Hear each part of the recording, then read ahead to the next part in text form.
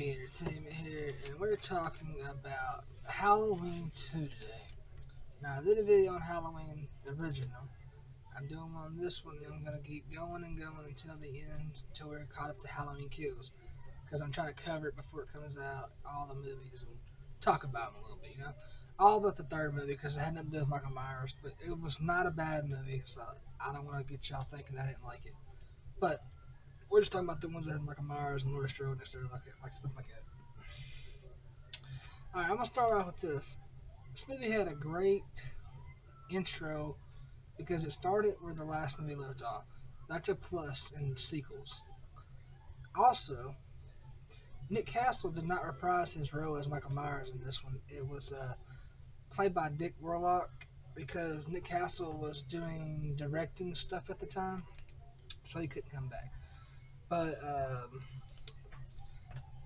this movie went on to make like 25.5 million in the U.S. box office. That's awesome. Donald Pleasance. Now, this one's a little bit different than the first movie.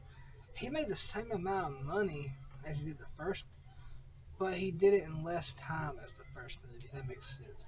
Like for instance, he did all his scenes in 5 days, resulting in like 18 minutes of screen time, making 20,000. That's crazy to me. That's awesome but crazy. Also, if you ever wonder Dick Warlock, how he got the role for Michael in this one, it's pretty interesting. I had no idea until I looked it up, but he had went to a room and found the mask. Which, by the way, the mask in this is the same exact mask from the first movie. It just looks a little different because the actor that played him was a little bit shorter. And it kind of like fit his face, like kind of like like all up on him, and like it just looked like it was like fatter. But it's the same mask. But anyway, he went to the room and found the mask, and he just put it on. Okay, he went to Rick Rosenthal's office, which is the director of this movie, and he asked him multiple times, "Who are you and what do you want?"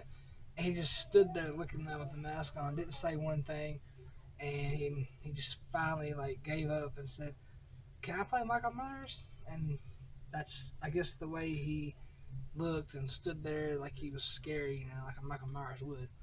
I guess it made him give the part to him, but that's pretty impressive to me, I think, anyway. But the scariest part in this movie that just freaked me out the most would have to be this part right here. When he comes out of the shadows into that red light, chasing Laurie into the hospital after she just escaped the hospital at the end of the movie. I don't know why, the music in that scene just flipped me out. But there's the mask in all its glory. It doesn't look bad. Not a bad looking mask at all. I think it looks alright. Because it's the same exact mask anyway from the first. So like I said, I'm going to have to rate the mask. I'm rating the plot. I'm rating the actors. And I'm rating the scare element. So, the mask, I'm going to have to give it a 4 out of 5 on this. Even though it's the same mask, but the way the actor wore it, it just looked a lot different. It looked pudgier. And it just, I don't know. It looks good, don't get me wrong. But I prefer the first movie's, look. But this one's not a bad movie. This is a good sequel. This is, on this timeline, this is the ending of Laurie and Michael's relationship type thing.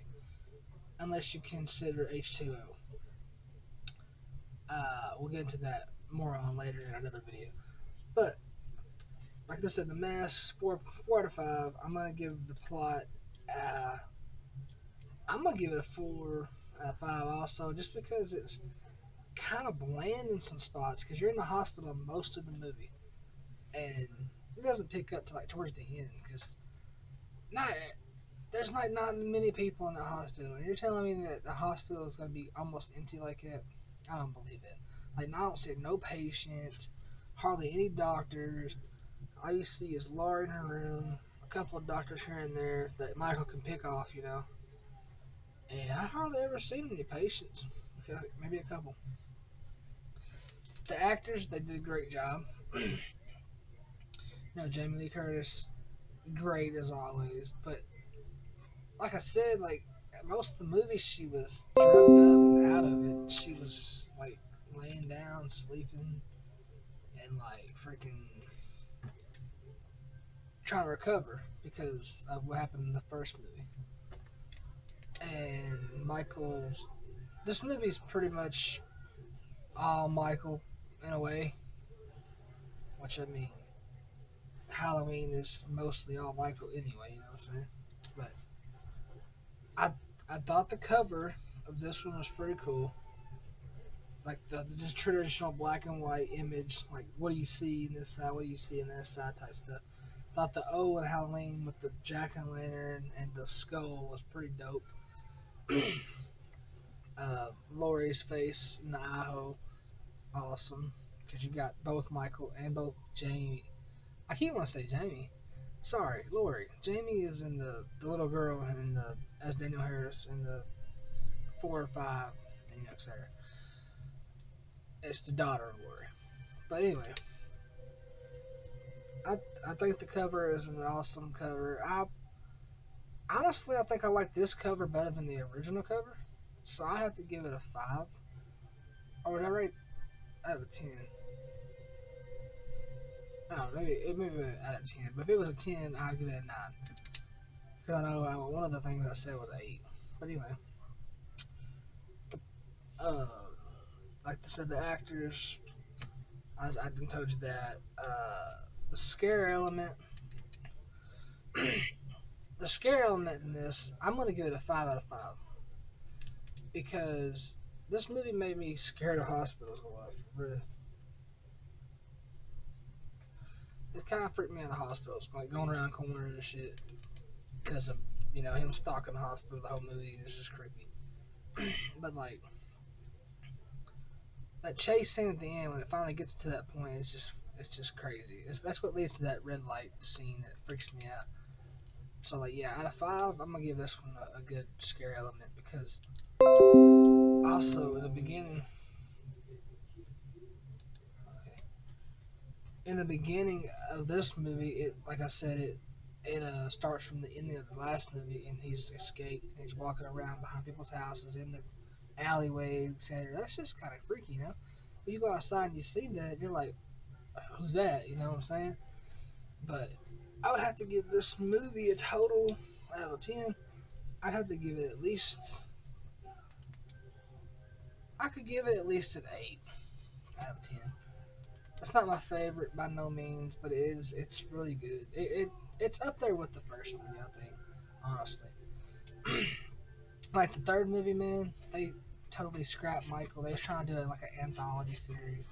I don't know why, but I guess they didn't really realize how Michael was big until he was big. You know what I mean? And they realized that the fans were kind of upset that he wasn't in it. But that being said, I think this was a really well balanced movie out of the series. Personally, it's up there in the top 5, maybe. Like, I'll probably go back and look at all of them. Let's see, there's 1, 2, 4, 5, 6.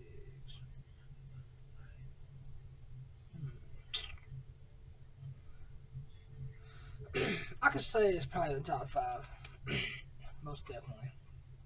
But with that being said, I got more coming. Our next video is going to be Halloween 4, Return of Michael Myers, of course, because that's what bring everybody back, because they love their Michael Myers, they get that kick, like the new movie coming out there. Everybody's excited for it. But with that being said, much love. Always stay humble, remember that, and y'all have a great night. And go check out Halloween Kills.